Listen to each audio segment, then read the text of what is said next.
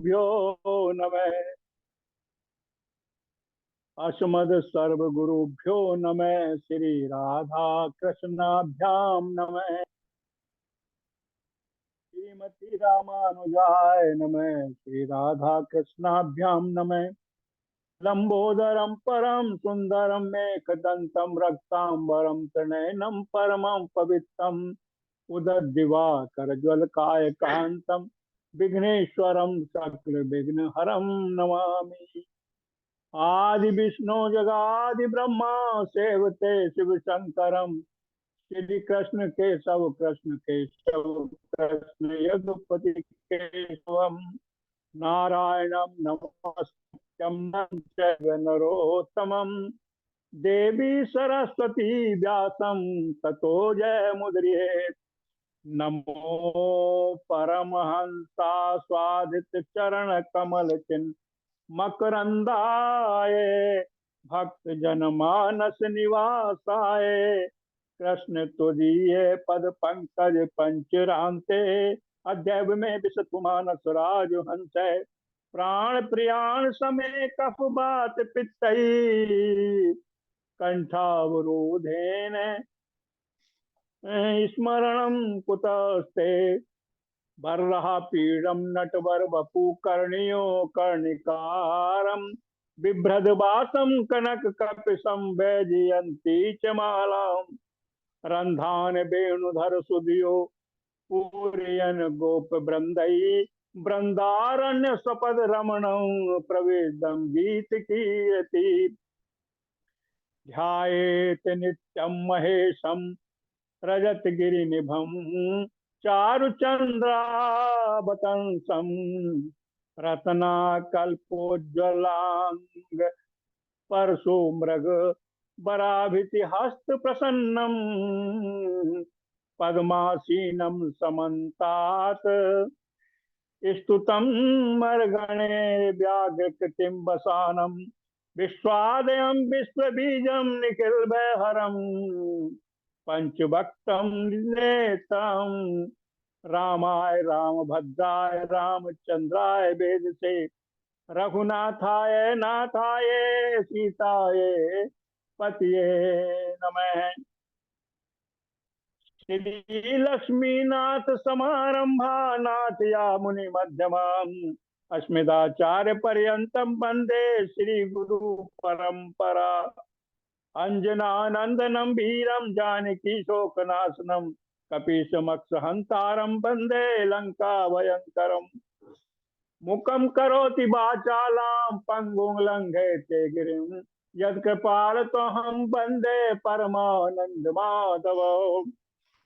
माँ शारदे कहाँ तू बीणा बजा रही है। छम छम छमाती आजा बाणी बुला रही है। भक्त भक्ति भगवंत गुरु चतुर नाम बपुए। इनके पद बंधन किए ना सत विघ्न अनेक। परम मंगलमय परात्पर पर ब्रह्म परम पिता परमात्मा। अकारण करुणा वरुणालय अकारण करुणा कारक। अचिंत कल्याण गुणगण निधान। सर्वेश्वर सर्वाधिक पति श्रेष्ठ आचरणवान। प्रजा के सुखदाता संहार करता पार्वती नाथ। प्रथमादि गणों के स्वामी।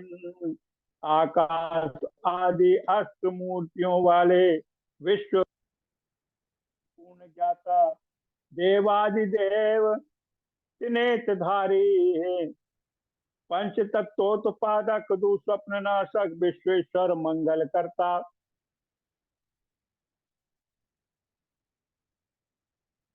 श्री शाम सदा शिवाय भगवान के चरणों में कोटि से नमन। बंधन नतमस्तक बंधन एवं प्रहत स्मरणीय। पराम्बा भगवती जगदीश्वरी शंकर शिव प्राण बल्लवा आदि जगत में व्याप्त रहने वाली जगत की आधारभूता परम शक्ति श्री जगदम्बा माँ पार्वती के चरणों में कोटि कोटि नमन। समस्त भूतादिक या राम में सब जग जाना। जुग पानी या राम में सब जग जानी। करहु प्रणाम जोर जुग पावनी। समुपस्थित भागवत भक्त शिव कथा अनुरागी सज्जनों भक्तिमयी मात्र शक्ति भगनी बांधवो भगवत चरण चंचरी भागवत पदार बिंदम मकरंद रस प्रपासु सुधी जन भूमि भावुक रसिक वृंदजन। हम सबका यह परम सौभाग्य है कि भगवान शंभु शिवाय की यह सुंदर कथा पर सम्मिलित होकर इस शिव कथा मंदाग्नि पर गोता लगाने का शुभ अवसर प्राप्त हुआ है। जीवन में ऐसे क्षण बड़े ही पुण्य से मिलने वाले होते हैं, क्योंकि बिनु सत्संग विवेक न होई, राम कृपा बिनु सुलभ न कोई। कर अति कठिनाई, राम कृपा शिव कृपा बिनु आई न जाए। गत वक्तव्य में जब चंचुला माँ जगदम्बा के पास जाकर चरणों में बैठ करके उनसे विनम्र निवेदन करने लगी, तो उन्होंने कहा कि चंचुला, मैं तेरी सखी हूं, तू बता तुझको क्या बात है। तब उन्होंने अपने पति के लिए जो है बताया कि मेरे पति कहाँ हैं। तब माँ पार्वती ने कहा कि तुम्हारे पति विंध्याचल पर्वत पर एक पिशाच की योनि में हैं, और उन्होंने जो है उनको उस पिशाच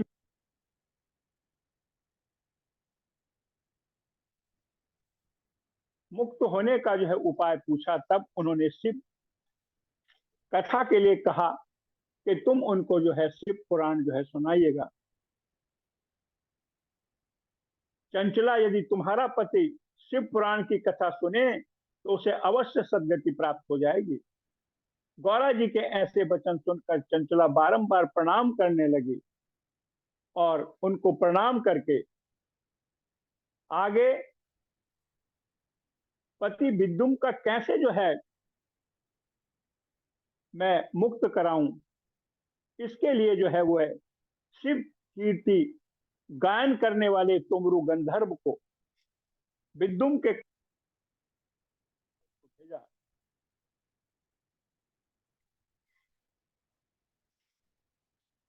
गुरुजी आ रहा है हमारा, सुनाइए। हाँ यार है, यार है डॉक्टर साहब। ये यह तुमरु और चंचला विमान पर चढ़कर विंध्याचल पर्वत पर पहुंचे। वहां उन्होंने बड़े विशाल शरीर वाले पिशाच को देखा। उस भयंकर पिशाच को महाबली तुमरु ने बलपूर्वक पकड़कर पासों में बांध लिया। उस दिन उस क्षेत्र में प्रसिद्ध हो गया कि मां पार्वती की आज्ञा से पिशाच तारने वाले निमित्त तुमरु पुराण की कथा करेंगे। सब लोगों में महान कोलाहल मच गया। कथा सुनने के लिए वहां बड़ा भारी समाज एकत्र होने लगा। सभी को कथा में जो है बड़ी रुचि हुई। पासों में बंधे पिशाच को वहां बिठा दिया गया। तब तुमरू हाथ में बीड़ा लेकर के शिव कथा और कीर्तन करने लगे। उन्होंने पहली संहिता से लेकर 7वीं संहिता तक का महात्म सहित शिव पुराण की कथा सुनाई। तो समस्त श्रोतागण सुनने के उपरांत जो है सब पापों से मुक्त हो गए। उस पिशाच ने कहा,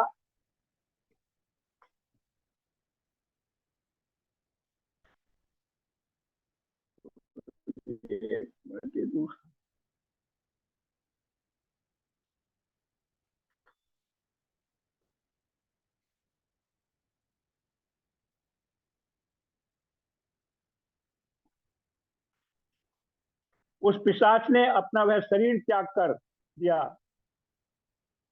और दिव्य रूप प्राप्त कर लिया। बिंदुम अपनी पत्नी सहित विमान पर बैठकर तुमरू के साथ शिव गुणगान करते हुए शिवलोक में चले गए। तब भगवान शंकर ने पार्वती सहित उसका बड़ा आदर सत्कार किया और उसे अपना गण बना लिया।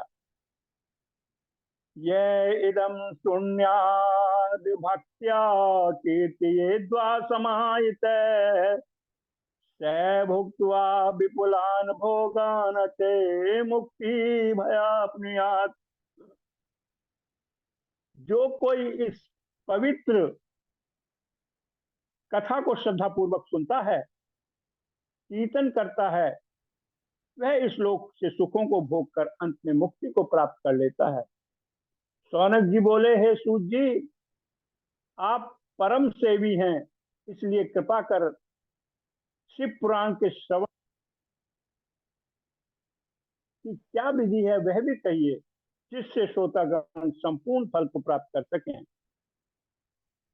सूत जी बोले, हे सौनक, तुमने संपूर्ण फल की प्राप्ति के लिए शिव पुराण की श्रवण विधि अब मुझसे सुनिएगा। सर्वप्रथम ज्योतिष को बुला करके पुराण निर्विघ्नता से समाप्त हेतु शुभ मुहूर्त निकलवाए और फिर देश विदेश में अपने पत्र भिजवाकर अपने इष्ट मित्रों को निमंत्रित करे। शिव पुराण के आयोजन स्थल को दिव्य बनाए। शिवालय, तीर्थ, वन अथवा घर में ही वह कथा मंडप बनवाए। मंडप को ध्वजा पताका आदि से सुसज्जित करे और शोभायमान बनाए। और फिर कहते हैं, विवाहे सादृशम वित्तम तादृशम कार्य में भी अन्या चिंता विनिर्भायाम सर्वा सौनिक लोक की। विवाह उत्सव में जैसे तादृश उल्लास पूर्वक मन स्थिति होती है, वैसे एक कथा उत्सव में रखनी चाहिए। सब प्रकार की लौकिक दूसरी चिंताओं को भूल जाना चाहिए। विवाहे यादसम दिव्यम तादृशम परिकल्पयेत्। जैसे विवाह आदि प्रसन्नता पूर्वक धन खर्च करते हैं, वैसे ही कथा महोत्सव में भी प्रसन्न होकर बिना कंजूसी के धन खर्च करना चाहिए। क्योंकि धन और जीवन, इनका धर्म व उपकार में लगाना ही सार्थक होता है। धनानि जीवन्ते चैव पराते प्राग उत्सजे सन्निमिते परम त्यागो विनाशे नियताम सती। धन और जीवन को धर्म में लगाना ही सार्थक है, क्योंकि ना चाहने पर भी यह दोनों नष्ट होने वाले हैं। सज्जनों, हमारी वास्तविक यात्रा जन्म के बाद से प्रारंभ नहीं होती। जन्म से लेकर मृत्यु तक वह हमारे लिए एक अवसर होता है कि हम अपने वास्तविक यात्रा को उत्तम बना लें। धन रूपी धन एकत्र कर रहे हम अज्ञान बस माया में पड़ करके, जो मैं और मेरा के असद आग्रह में पड़कर सारा जीवन भगवत भजन के बिना समाप्त कर देते हैं, लेकिन अंत समय सब यही छूट जाता है। धनानि भूमौ यावश्च गोष्ठे नारी गृह द्वारे परिलोक मार्गे धर्मानुमो गच्छति जीव रक्षक है। धर्मानि भूमौ यशुवश्च गोष्ठे नारी गृह द्वारी जना समशाने देहे विश्चात्याम परलोके मार्गे धर्मानुमे गच्छति जीवे। सारा जीवन जिस धन के लिए समाप्त कर देते हैं, वह धरा का धरा रह जाता है। पशु खूंटे पर बंधे रह जाते हैं, पत्नी द्वार तक रह जाती है, स्वजन संबंधी शमशान तक जाते हैं, देह चिता तक जाता है, और फिर जीव की वास्तविक यात्रा शुरू होती है। और जीव के साथ सिर्फ धर्मानुरागी गच्छति जीव एक है। केवल धर्म ही उसके साथ जाता है, भजन ही उसके साथ जाता है, सत्कर्म भी उसके साथ साथ जाता है। पावन शिव पुराण की कथा का श्रवण करें, उसका मनन भी करें। जो नराधम भक्ति भाव से हीन होकर सब कथा को सुनते हैं, उन्हें कोई फल नहीं मिलता और वे जन्म जन्म दुख पाते हैं। जो पुराण की पूजा यथाशक्ति भेंटों के द्वारा ना करके इस कथा को सुनते हैं, वह मूर्ख और दरिद्री होते हैं। जो वक्ता को प्रणाम किए बिना बैठ जाते हैं और कथा सुनने लगते हैं, वे असंप्रणम्य वक्तारम कथाम शृण्वन्ति ये नरा भुक्त्वा ते नरकान् सर्वा सतका भवन्ति। वे सब घोर नरक भोगने के बाद अर्जुन वृक्ष बनते हैं। श्रोता को चाहिए उच्च स्थान पर बैठकर कथा कदापि न सुने, और जो जन इस पवित्र कथा को अपने जीवन में श्रवण नहीं करते, वे करोड़ों जन्म तक नरक की यातना भोग कर कुकर बनते हैं। कुछ श्रोताओं के पालने के नियम हैं। स्वेच्छा रहित लोगों को कथा श्रवण का अधिकार नहीं है, इसलिए श्रोताओं को पहले वक्ता से दीक्षा लेनी चाहिए। कथाव्रती को ब्रह्मचर्य, भूमि पर शयन, उपवास अथवा एक समय भोजन करना चाहिए। घृत पान, दुग्ध पान,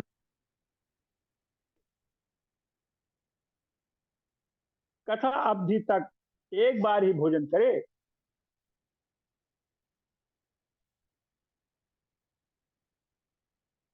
श्रोताओं को चाहिए कि नित्य प्रति कथा मंडप पर बने सभी मंडल वेदियों का पूजन करे, शिव पुराण का पूजन करे, पुराण वक्ता एवं कथा में वर्णित सभी आचार्य का पूजन करे, यथाशक्ति दक्षिणा प्रदान कर प्रणाम करे। शिव पुराण की कथा पूर्ण होने पर विरक्त है तो गीता का पाठ करे, और श्रोता यदि ग्रस्त है तो शुद्ध हवि के द्वारा हवन करे, यथाशक्ति ब्राह्मण भोजन कराए। शिव पुराण सब पुराणों में शिरोमणि है। जो प्राणी सदा शिव का ध्यान करते हैं और उनकी वाणी सदैव उनकी स्तुति करती रहती है, वे सब अपार भवसागर से पार हो जाते हैं। बोलिए शिव महापुराण की जय, शाम्ब सदा शिव भगवान की जय। तीर्थराज प्रयाग में मुनियों का वहां समागम होता है। धर्म क्षेत्रे महाक्षेत्रे गंगा कालिंदी संगमे, प्रयागे परमे पुण्यम ब्रह्मलोकास्वर्तनी। माघ मगर गत रवि जब होई, तीरथ पतहियान सब कोई। इस समय गंगा और यमुना के संगम प्रयाग में जब मुनियों ने एक विराट सम्मेलन किया, तब परम पौराणिक सूत जी के आने पर सभी लोगों ने अपने अपने स्थानों से उठ करके यथोचित उनकी अभ्यर्थना की, उनकी पूरी करवत प्रार्थना की। हे मुनिश्वरों, कलयुग में सभी प्राणी पाप ताप से पीड़ित होंगे, सत्कर्मों से रहित होंगे, पर निंदक होंगे, चोरी पर स्त्रीगामी होंगे, पथ भ्रष्ट होंगे। प्राय इस प्रकार इष्टों में भी धर्म का नाश हो जाएगा। वो तमोगुणी हो जाएंगे, पति से विमुख, भक्ति से रहित हो जाएंगे। हे सूत जी, एतेषां नष्ट बुद्धीनां स्वधर्म त्यागशीलिनां परलोके हि लोके कथम सूत गतिम भवेत्। इस प्रकार जिनकी बुद्धि नष्ट हो गई है और जिन्होंने अपने धर्म का परित्याग कर दिया है, ऐसे लोगों के इस लोक और परलोक में उत्तम गति। जी बोले। तब सूत जी ने भगवान शंकर का स्मरण कर मुनियों से कहने लगे, साधु वस्तम साधु वस्ते लोके हितकारकम गुरम स्मृत्या भवेत स्नेहाध्यक्षे तच्छृणु तो आदरात्।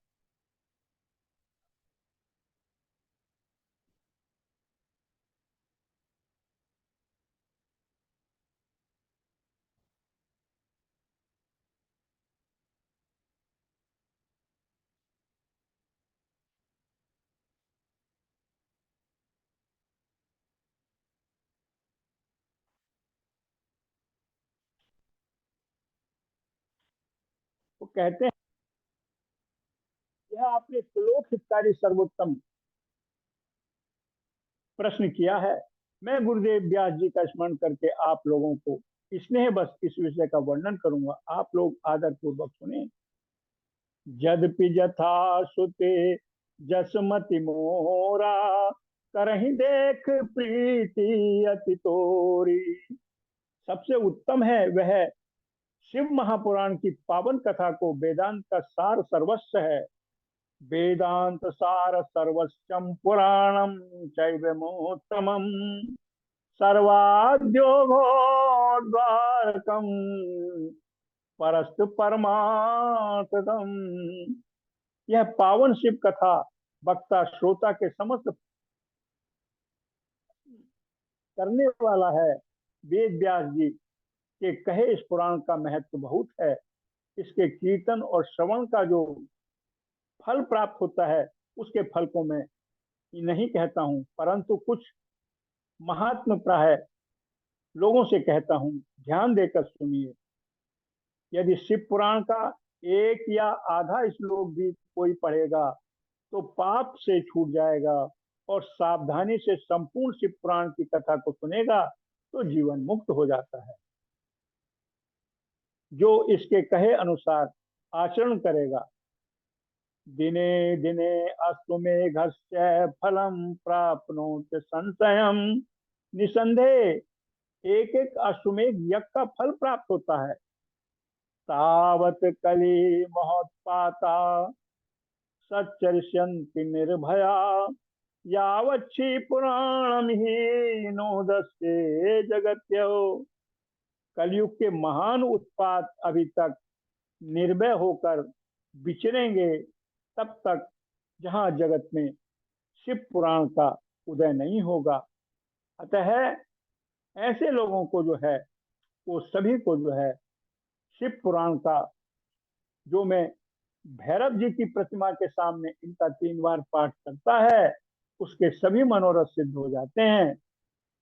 हे शिव पुराण में 24,000 श्लोक व 7 संहिताएं हैं।